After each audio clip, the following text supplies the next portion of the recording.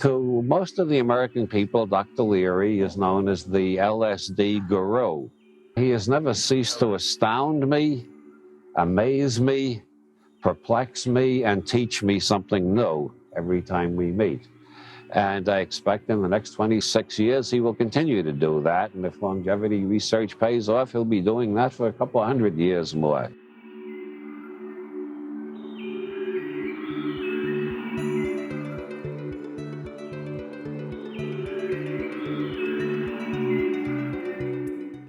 Hello, and welcome to the Hilaritas podcast, brought to you by Hilaritas Press.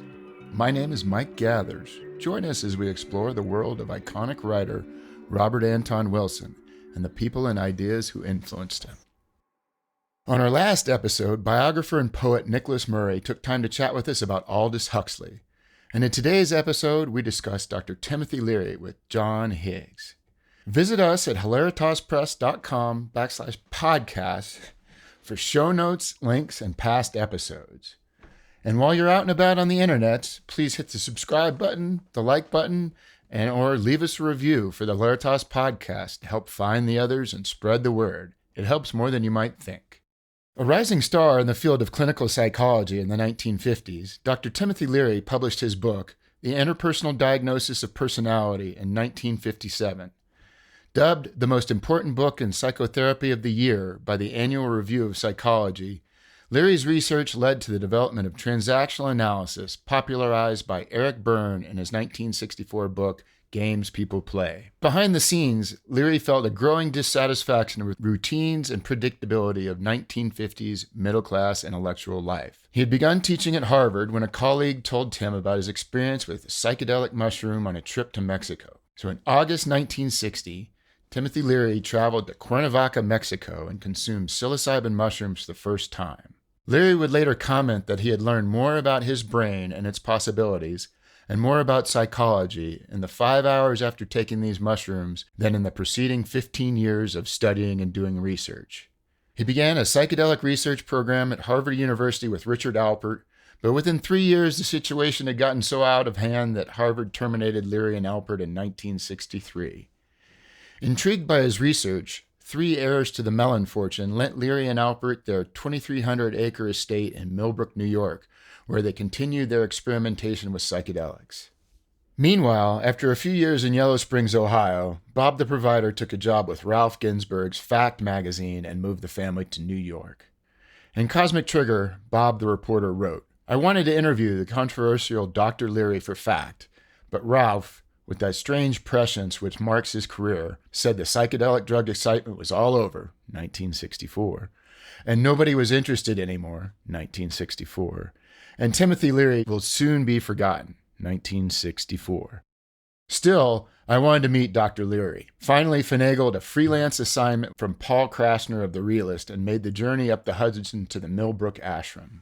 In his autobiography, Flashbacks, Tim Leary wrote, "Robert and I spent the afternoon discussing game theory, the application of Einsteinian and quantum physics to psychology, the redefinition of vague words like neurosis in ethological terms, and the relationship between space-time changes in the psychedelic experience compared with my space-time definition of personality types.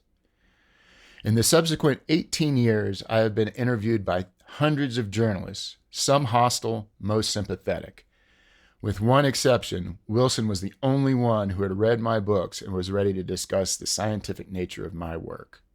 And now, with all that said, I'm super excited to introduce our guest for today's episode, John Higgs.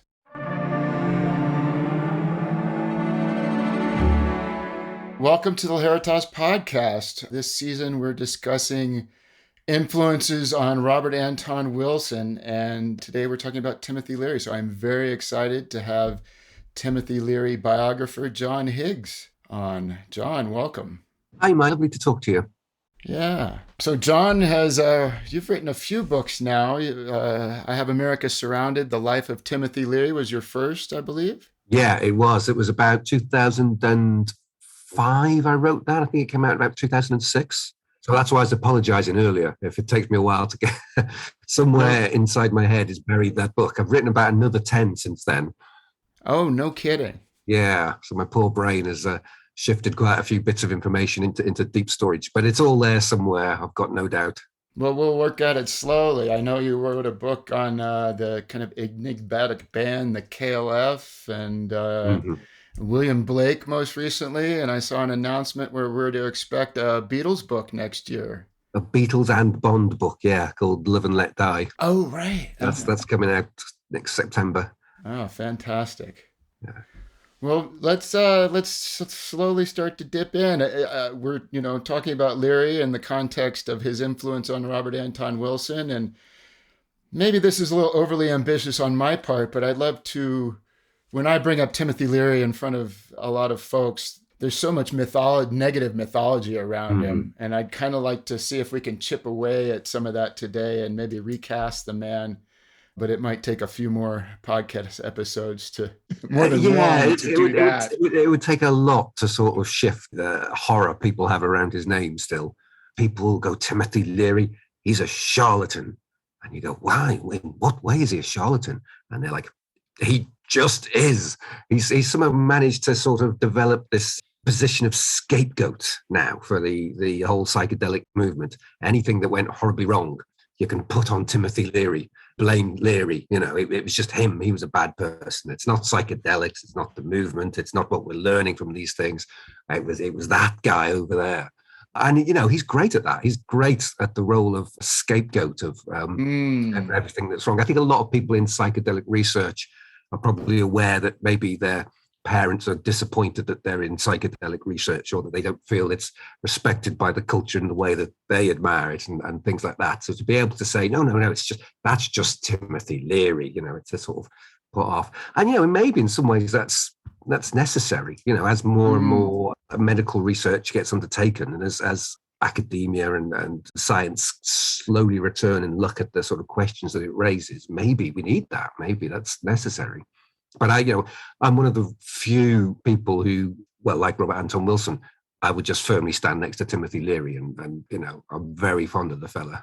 Right. Yes. Yeah. It's a very brave undertaking in a way to tackle Timothy Leary with your first book, especially if you want to. I had no idea what I was doing. Yeah, if you want to put a man in a positive light, you picked a hell of a challenge for your. It came about because I'd become friendly with an old beat poet who's no longer with us, sadly, but a guy called Brian Barrett.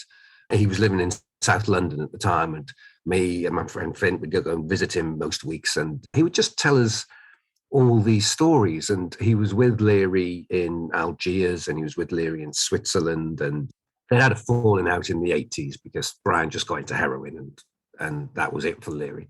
But he'd had all this time with him in the 70s, and he'd just keep coming out with these stories, and you just go, my God, this is extraordinary, this life story. I've never heard anything quite as adventurous or exciting or interesting or important. And yet you become aware that whenever you heard Leary be mentioned, maybe online or in a book or something like, it was just, all the context was gone. It was just lacking. It just sort of wasn't there. And I think it was a good few years I just kept going, somebody really has to write a book about Timothy Leary. It's ridiculous that nobody's writing a book about Timothy Leary. What's the matter with these people? Before the realization that, oh, it's me. It's falling to me, isn't it? I'm the one who's going to do that. I have to admit, when I read your book, I thought I was well versed on Timothy Leary, and I walked away from your book going, who the heck is Brian Barrett, and where the heck did he come from? Because he had somehow never shown up on my radar, and then I think this is a case of me being in Europe. The period when Leary was out of America, we find quite interesting. Whereas I think in America, the focus is mainly on sort of 1967 era Leary. That's what they want. That's the thing they like. So the whole high farce of the chase around the world over many years is the most wanted one in man in America, sort of on the run. People didn't really focus on that to the same extent. They didn't sort of fly out and visit the places and speak to the people he was with. It was after the important stuff had happened as far as people were concerned. But I just liked it because it just demonstrated his character to such a crazy extent, to keep putting him in more and more ridiculous and absurd situations and keep ratcheting up the sort of the tension and the stakes and everything like that, and see how he reacted. His character just comes across, wonderfully and all those sort of stuff. So that, and because not so many people had written about that period, it seemed that like, oh, I should write about that period because it's missing. So I'll focus on that quite heavily. What struck me, well, one, just the thing about their desert experiences, Timothy and Brian, and the parallels with Crowley and Newberg. Yeah. And the bigger picture, as a big fan of the Eighth Circuit model, it seemed like Barrett was really influential in that. I think that was a long-term developmental project for Leary, but it seemed like the Leary-Barrett collaboration was particularly influential. It was certainly significant. I mean, Leary had been working on the model before he met Brian, and indeed working on it many years after. He worked over it for decades. And you could see it just changing and being structured, because he was such a sort of systematic thinker. You had that essay, The Seven Tongues of God, and then I think by the time he met Brian, he was trying to use a 5-circuit model. But Brian, coming from an artistic perspective, had his own take on these states of consciousness that he was getting from psychedelics, that he had wonderful names like the land of the giant suns and the land of the incredible goodies and the loon time and all these things, which they sound entirely different to the neurosomatic level or whatever. But when they were talking about it, they were clearly on the same page. They were talking about similar mental states of experience, which is wonderfully helpful and inspiring to know that what happens to you happens to other people. But it was new perspectives on it for Leary, I think, and I think it really sort of encouraged him in it. And it developed into the Eighth Circuit. Well, so I've always thought, Leary being Leary, that he probably from his that trip on mushrooms, whenever it was in Mexico, maybe, probably from that moment on, I imagine he was working on conceptualizing these experiences. And that's what eventually evolved in the Eighth Circuit model. And what I've seen a lot of recently is a sort of popularization of the Professor Adams story and What Does Woman Want? And I was wondering if you could comment on that. I think what's happened is one of our Eighth Circuit contemporaries, Antro Ali, has really popularized that story. But from what I can gather, it's kind of a work of fiction. I don't know. Can you comment on that? Do you have a sense? I'm not entirely sure what this story you're referring to is. Oh, okay. In What Does Woman Want, which is a book by Leary, he chronicles the story of a mysterious Professor Adams that comes to Millbrook. And he's a Westerner, I think maybe a university professor, but he's been turned on to kind of like tantric Hindu and the chakra system. And he kind of reveals the secrets of the Hindu chakra system to Leary. And Leary really runs with that as the Eighth Circuit model.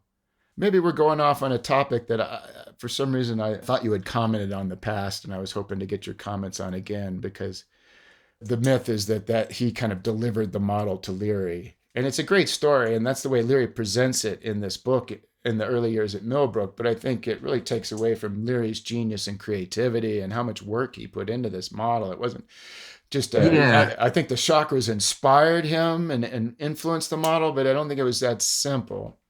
Many things inspired and influenced the model, and it was such a constantly changing and shifting thing, as I say, over decades, that the notion that he was just handed it as a complete thing is a little bit poetic, right? Clearly, but no harm in having a little bit of a poetic background.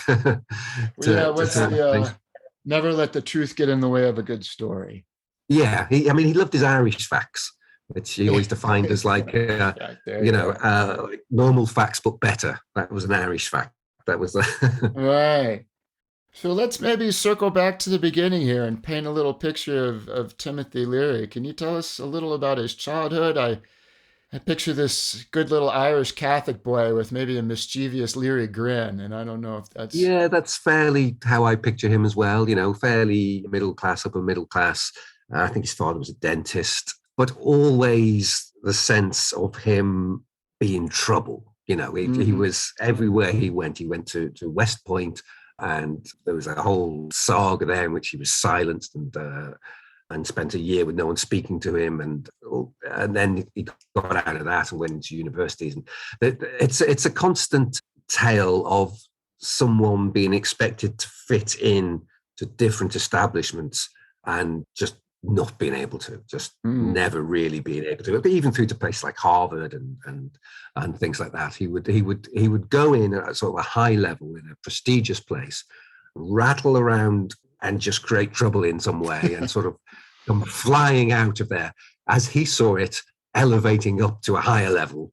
He never seemed to sort of stumble and fall, and lose himself or his status. He always managed to sort of come out of some disaster and end up in a better place, which is quite a life skill. I must admit, I did quite admire that. Served him well as time went on. I always, Leary always reminds me of that phrase, "In the land of the blind, the one-eyed man is king." And I think Leary always proves that that's just nonsense. That in the land of the blind, the one-eyed man is going to have, stones chucked at him and be chased out of town, and it's all going to go horribly wrong. When you have that perspective above what everyone else is seeing, they ain't going to thank you for it in any way, shape, or form. So they're like what we were talking about earlier. It kind of sets himself up to be the scapegoat just by the nature of where he was at and what he was. Just the context. Yeah, I mean, I always loved that thing he'd say about you get the Timothy Leary you deserve, which is his reaction to any criticism, or it was an awareness that the model of Timothy Leary that you've constructed in your head, that's yours. You made that. You're responsible for that. If you're getting angry with it, that's that sort of thing. The notion of reality tunnels, which we're also familiar with through Rob Anton Wilson's work, is an idea he got from Leary, and it runs all the way through Leary's work from quite early on. And it's just one of those ideas that I just found so useful and liberating and helpful in terms of making sense of how other people would behave and things like that. Right. And it kind of sets yourself up, like when you run into Timothy Leary and whatever your perspective is on Timothy Leary, what does that say about you?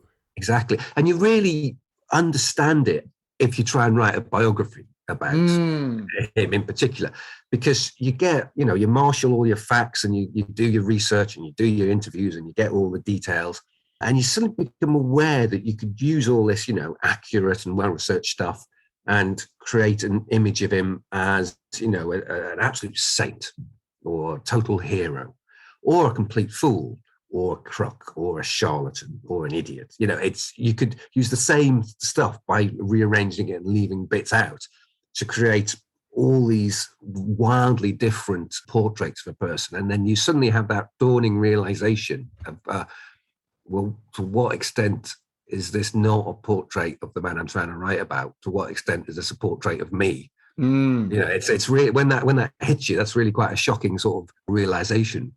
And then you look again at all the other books on your shelves and all the other biographies, and you go, "Oh, I get it now. Yeah, I get it."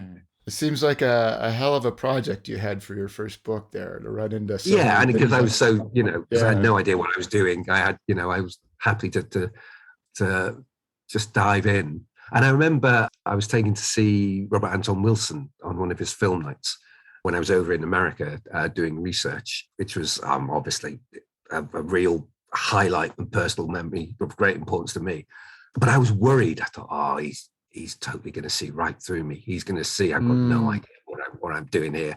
And I went to see him and he totally saw through me, and he knew I had no idea what I was doing with him, and he was delighted about it, and he was very welcoming. And it was just such a lovely sort of thing. Of course, you just, you've gone out on a limb and you're trying something you're not sure you can do. Excellent. What a lovely reaction I got from him. Yeah, that I hear that a lot. I never met Robert Anton Wilson, but it's a common experience that people say he was everything I hoped for and more. Versus a lot of people, they meet their figures and they kind of walk away a little disillusioned. And so many reports are like, Robert Anton Wilson was everything I could hope for and more when I met him.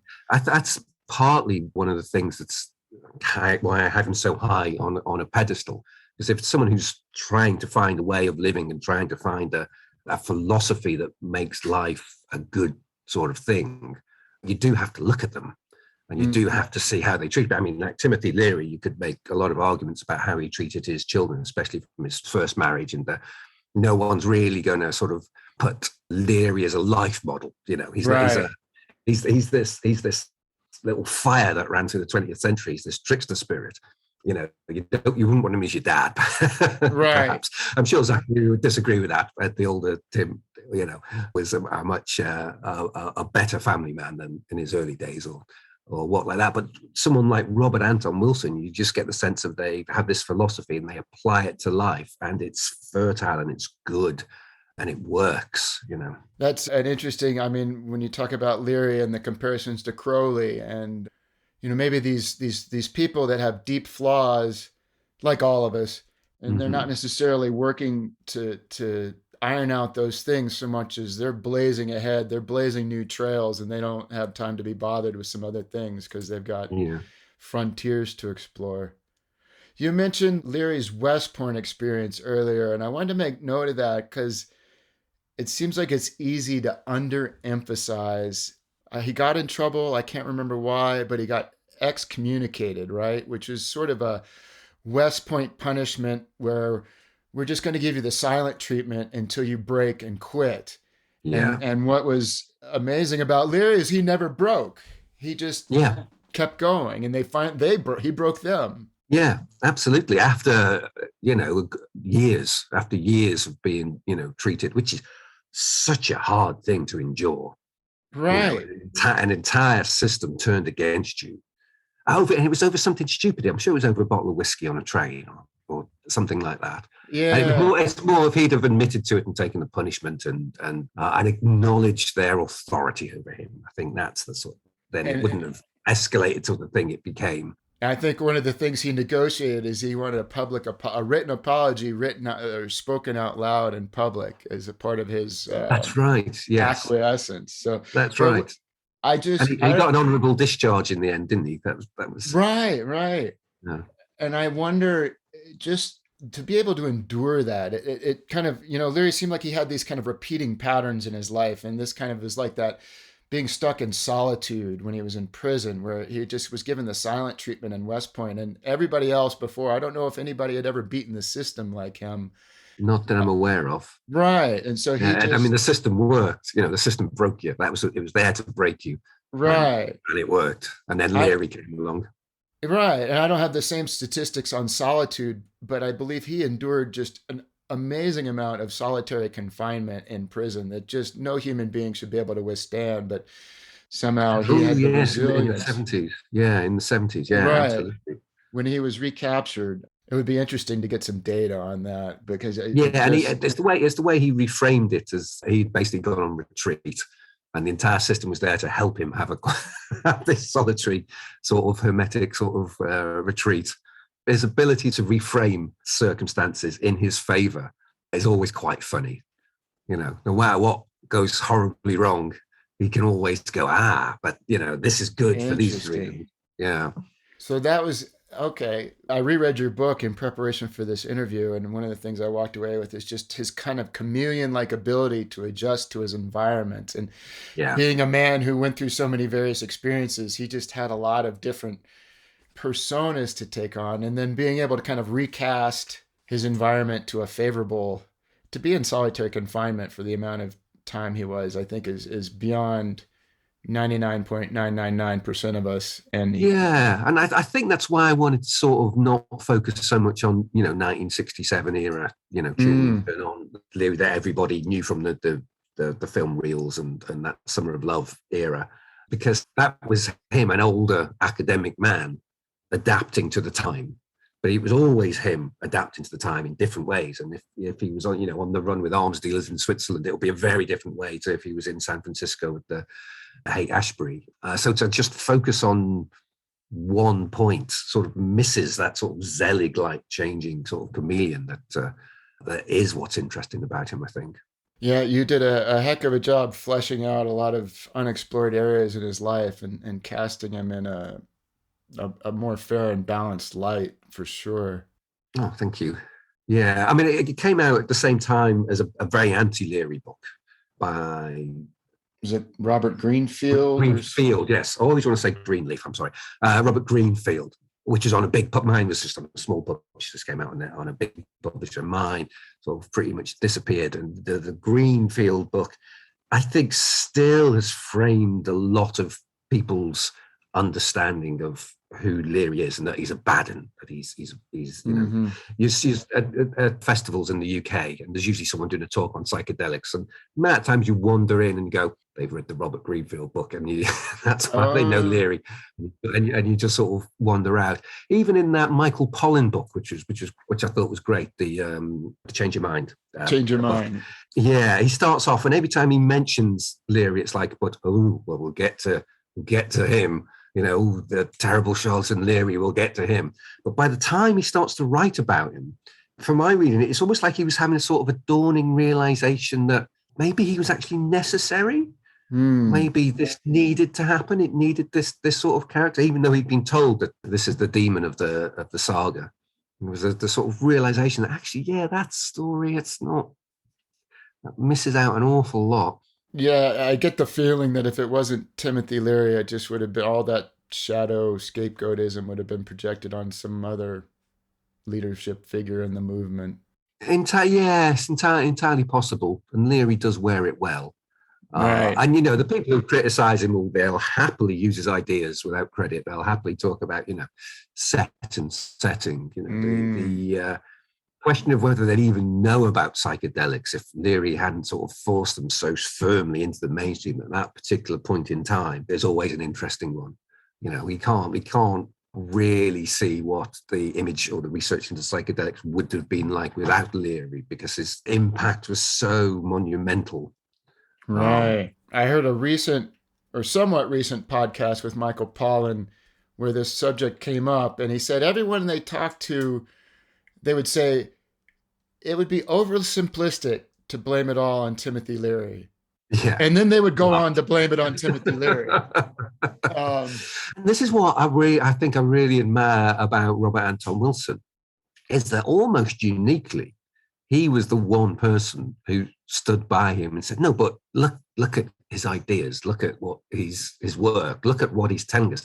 That's the important thing here. This is really useful stuff. This is good. Mm-hmm. This is the gold. And there was not many people standing alongside him when he was doing this. You know, he was very much out on a limb, being the last standing supporter of Timothy Leary. But you couldn't fault his arguments when he does direct you to the work and he does direct you to the philosophy behind it. You know, you can see why it mattered. And you can see why Leary was such a shock to the intellectual world of the 20th century. Yeah, and it would have been very easy for Robert Anton Wilson to drift away for his own credibility.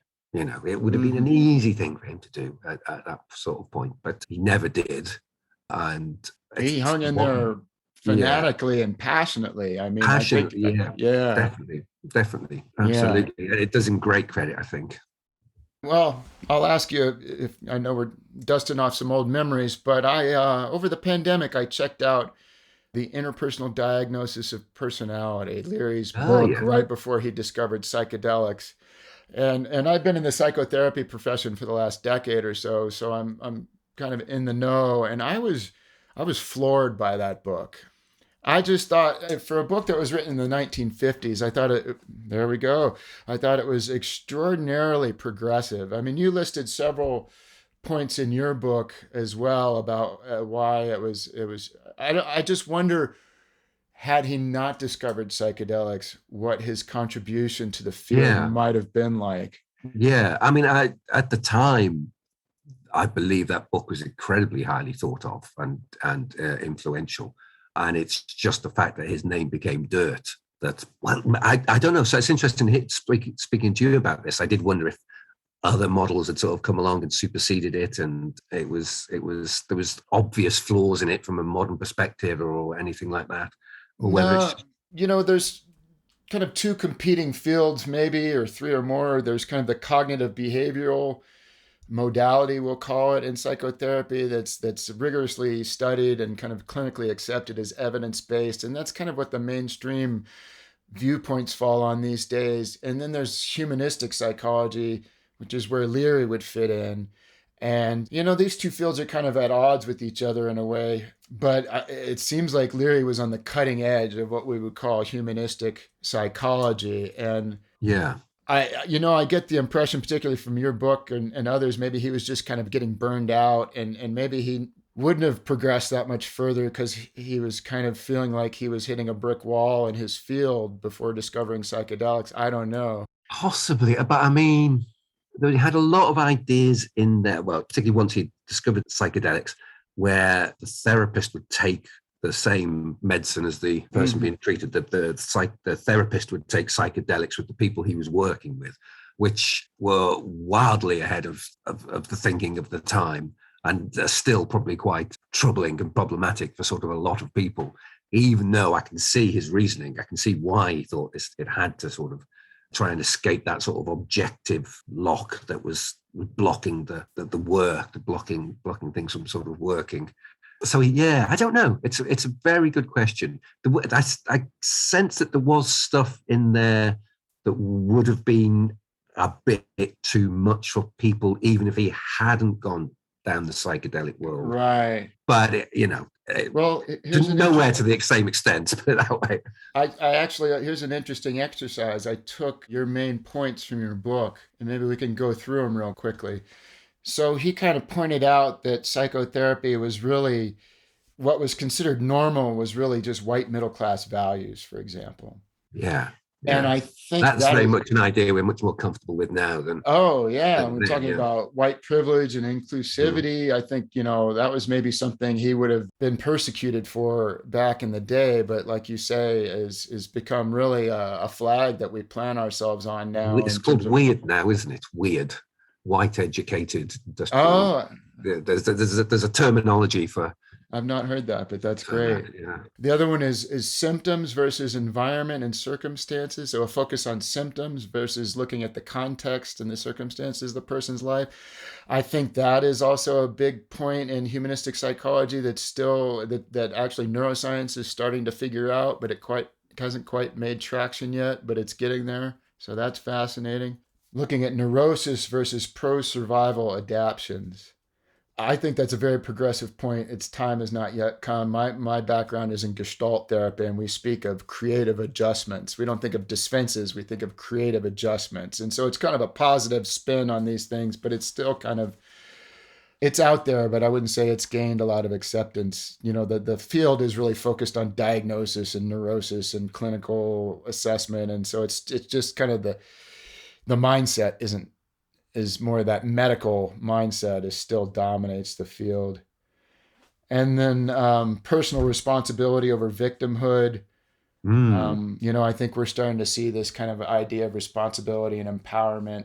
A lot of these ideas I see bubbling up from kind of the coaching and self-empowerment movements more so than the psychotherapy. But I see them all as really...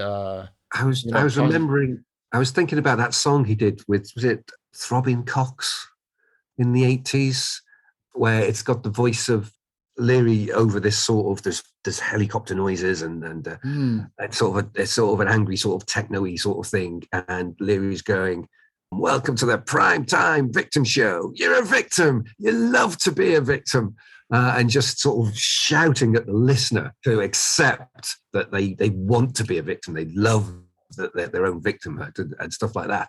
And I'm thinking, oof, imagine that now, where that sort of, there is that real need to sort of associate with, to be not the aggressor, to be in particular groups where you can be seen more as the aggrieved against. It's a common thing now. It's a very sort of common thing. I would imagine Leary, people would have been furious with him. Right? Yeah. At the moment. That's what I mean. I'm going through all these points. I see they're all, to me, things that are finally starting to take traction, but that maybe would have just caused quite a ruffle, back in the 1950s. The last one I had here was the psychologist is not a neutral observer and is changed by the process. This is a very taboo subject in psychotherapy, and I think incredibly relevant. And we'll see. I think all of these points will see their day. But again, it's just, I always see how far ahead Leary is of his time. Yeah. I mean, you get a real sense from what you've just been reading out, just how deeply he understood the mind, or how deeply he'd been thinking about the mind and framing the mind and systemizing the mind. And then he became the psychedelic guy. You know, he had all that background to him. It wasn't like he was just sort of a young kid thrown into psychedelics or something like that. There was a real wealth of knowledge and learning on that. If you look at, say, the music in the 1960s when psychedelic hits, it was really people who had mastered their craft and then hit psychedelics, who then went on to level up too. So you had the Beatles doing sort of Mersey beat, and then they hit acid, and then they sort of went up. You had Bob Dylan, you know, he'd mastered sort of folk, and then he turned psychedelic, and then he leveled up. You had the Beach Boys; they got the surf thing down. They were brilliant, and then they hit acid, and then they did their real masterworks and their real things that are achievements. It's very different to the young kids who are leaving school and taking acid and then forming bands.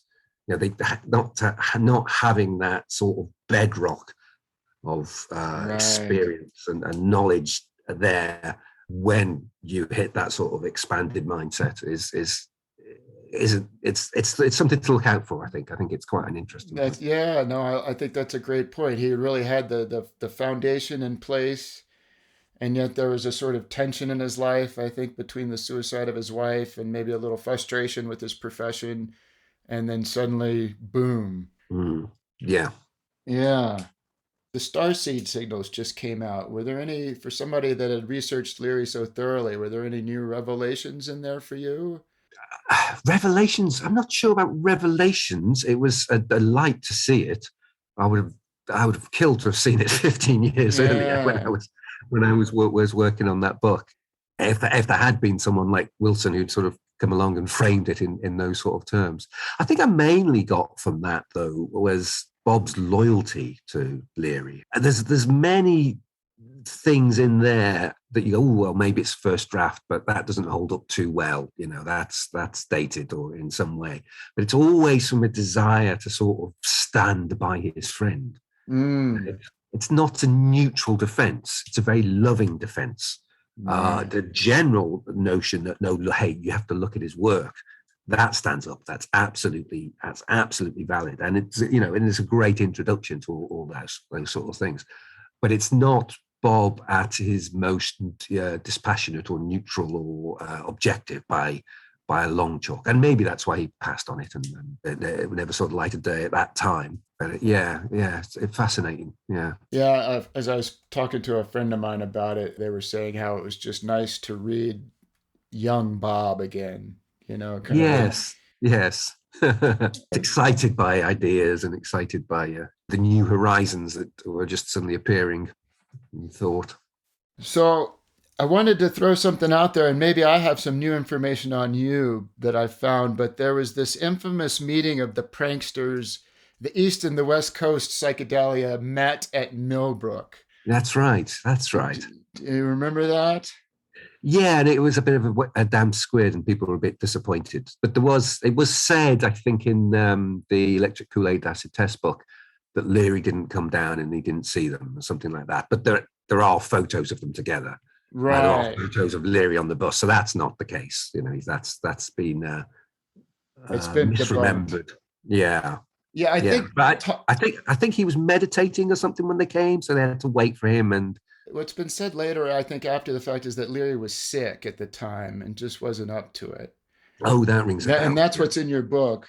Yeah, that rings a bell, yeah. Yeah. Well, it's interesting because I think Tom Wolfe really painted Leary and the Millbrook crowd is kind of just fuddy-duddy intellectuals. You know, it was like the party bus rolled into town, and I can just imagine, you know, fireworks going off and music blaring and just the circus is in town. And the picture that Tom Wolfe painted in his book is that they were just not having it. They were this fuddy-duddy, you know, kind of the tweed blazer crowd wasn't having it. Absolutely. And I remember seeing quotes where Leary I think he was really upset by this image that had been painted, and he kind of lashed out at somebody saying, you know, that Tom Wolfe got this like third hand and blah, blah, blah. That's right. And the story, and so there's new information about this. So I want to correct the record here. I was listening to a podcast recently. A lady by the name of Lindsay Kent did a documentary on the pranksters called Going Further that was released in 2016. And she was just on a podcast in the Grateful Dead community that I was listening to. And she interviewed Zach Leary and Ram Dass. Oh, And she yes. brought this up, and Zach Leary gave the accepted story. Well, Tim was sick that day, and it just didn't work out. But there was pictures of them on the bus. They did get together, and Rob Dess, no, no, no. Let me tell you what really happened. Ah. What he's told them is that the Millbrook crowd had just come off of a 3-day LSD deep dive. Right. So they were just completely wiped out. And as the pranksters were pulling up, Neil Cassidy was handing out speed, and they were all getting just ripped on speed. And they realized there's just no way these two groups are going to have Yeah. there's no place for Yeah. these two groups to meet. Yeah. And so apparently it was just kind of a bust from the beginning. And Mm. that's the Ram Dass myth buster. That does sound very plausible. Yeah. Yeah. Yeah. And To you be could fair, almost, there's not many places who have Ken Casey and the bus of merry pranksters suddenly turned up outside their house would be in the right frame of mind for it. Yeah.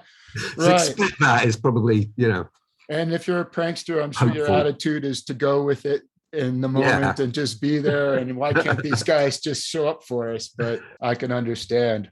Yeah. And Tom Wolfe got the Timothy Leary he deserved. So there you go. It all works out. Right. There you have it. Exactly.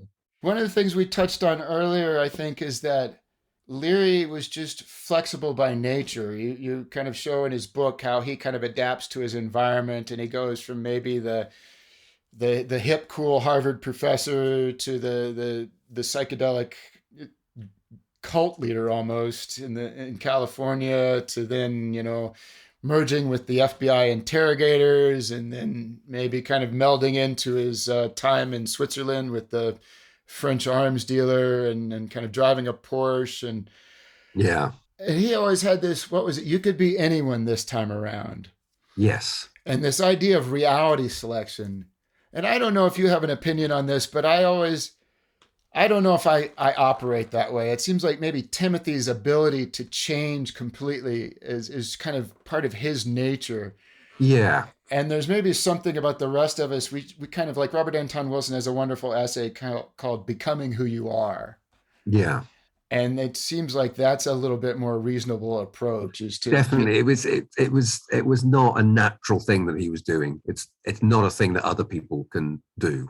It was very postmodern. It was very much in keeping with that sort of postmodern 20th century sort of period, the idea of just completely sort of swapping those. But it wasn't very human. There are deeper cores to us as individuals that if we sort of nurse them, that we flourish. It doesn't seem a natural way to lead a good life, just to suddenly become someone else. There's a sense of loss in there somewhere. There's a sense of...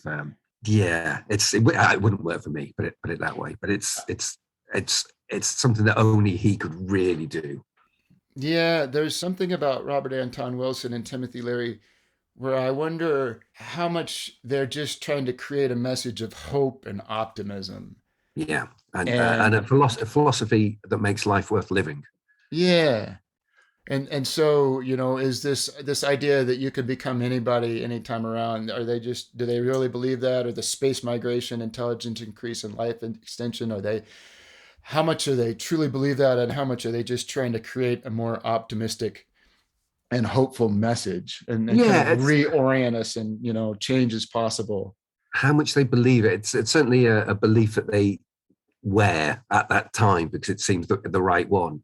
I mean, Bob would, like, on certain days he'd be a Buddhist, on certain days he'd be a Taoist, and on certain days he'd be an atheist or something like that. So he's able to switch belief systems, but he was still very much himself. He was still, personality-wise, he was, he wasn't completely changed himself in the way that sort of Leary did. And for Bob in particular, it all was about finding a philosophy that made life a joy and something worthwhile. I mean, what else should philosophers be trying to do? It was never blind optimism. It was never just we'll believe everything's going to be fine and we'll put our head in the sand and everything's going to be great and everything's nice and we'll just pretend that.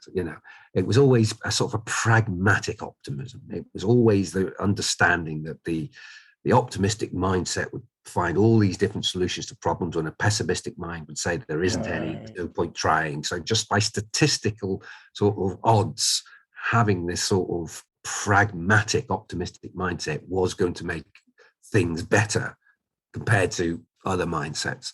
And he did all this despite a lot of pain in his life, a lot of suffering, physical pain from the post-polio syndrome. He and Brian Barrett, who I mentioned earlier, who Leary was adamant they had to get together, and he wanted them to speak to each other, and they had much to teach each other. And they were similar in many ways. It was just that Brian was just so vital, and he was unkillable, and he was always so healthy, and he could take anything, and whereas Bob had the physical pain and had the physical suffering, and he became more compassionate because of it. There was a greater sort of emphasis on compassion in his philosophy than in Brian, who was just this wild goat boy. Got as much as I love him, he was.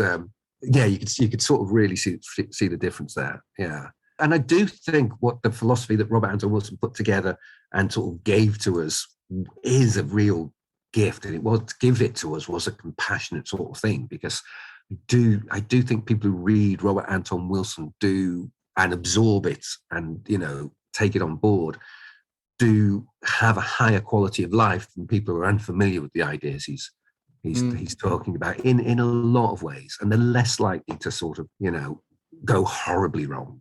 They could go a bit wrong, but not quite so out there as some others.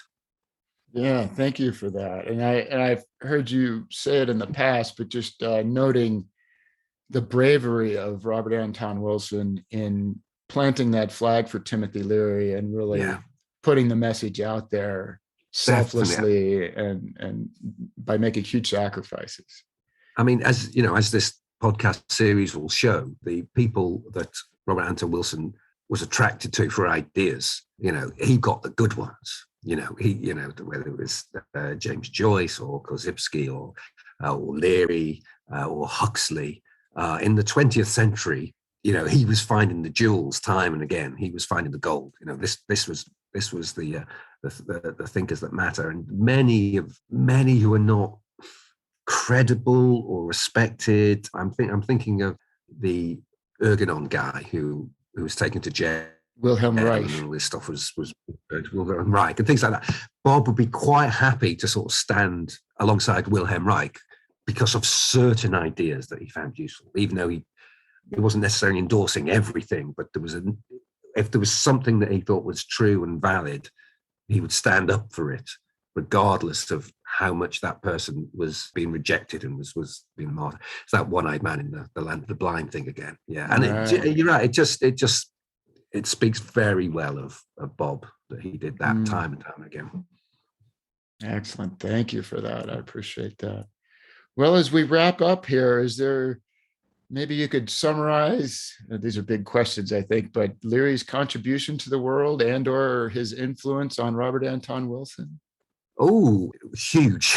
It certainly his influence on 20th century West was absolutely huge. And, there's a constant stream since I put that book out of people trying to make the Timothy Leary story or the Timothy Leary TV series, and it falls down when they get to the script side of it. It's still never come off, despite some really talented and, well-known people getting behind it. And you need to go into his ideas, and you need to realize that it's his ideas that justify paying attention to Leary. That the idea of just this wild, crazy charlatan is fun, but it's just not as interesting as the bigger picture, I think. Right. There's kind of the man, the myth, and the legend, and it's easy to get wrapped up in the mythology and beneath that, there's some real intelligence that I don't know he gets credit for, and it certainly doesn't get enough credit for. Sure. All right. Well, John Higgs, thank you for your time. It has certainly been a pleasure talking to you. It's been great, Mike. Thanks for having me. Yeah. Where can we find you on the internet? You have a book out? Yeah, I've always got a book out. You know me. always a book out. The last one was William Blake versus the World, which is out here in the UK. It's out in America and Canada next summer. So keep an eye out for that. But I'm basically on Higgs.com, so easy to find, and my newsletter is the best way to work out what I'm up to. Excellent.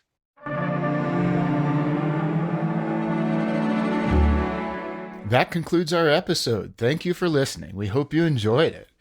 A big thank you to John Higgs for taking the time to talk with us. You can find John at johnhiggs.com, where you can check out his latest book, William Blake versus the World. And keep an eye out for his next book, Love and Let Die, on James Bond and the Beatles, coming out in the fall of 2022. Thank you to Christina Pearson for fighting the good fight and keeping the work of her father, Robert Anton Wilson, alive and thriving. Thank you to our executive producer, Richard Rassa, for keeping us to a high standard. Thank you to our producer, Ian, for leading the charge. And thank you to our engineer, Ryan Reeves, for putting it all together. We look forward to sharing our interview with Adam Gorightly for Episode 5 on Carrie Thornley, which will be available on the 23rd of January, 2022. In the meantime, I invite you to check out British Discordian Jamie Dodd's F23 podcast, where yours truly appears as a guest in an episode that just came out. Until then, I am your host, Mike Gathers, signing off with love and cheerfulness. Amor et Hilaritas.